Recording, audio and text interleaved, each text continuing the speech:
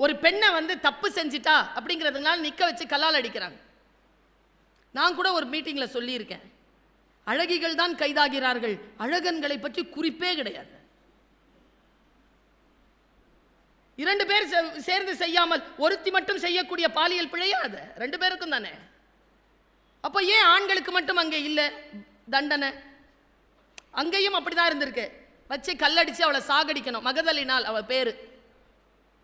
சாகடிக்கிறதுக்காக எல்லாரும் சேர்ந்து நிற்கிறாங்க. ஓரமாக ஒரு பாறையில் உட்காந்துருக்காரு நம்ம ஆளு. என்ன இருக்கும் அவருக்கு அப்போ வயசு? ஒரு 30 வயசு, 31 வயசு உட்காந்துருக்காரு.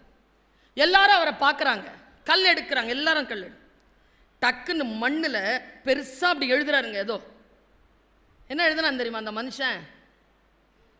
உங்களில் யார் பாவம் செய்யவில்லையோ அவர்கள் முதல் கல்லை எறியுங்கள்ன்றார்.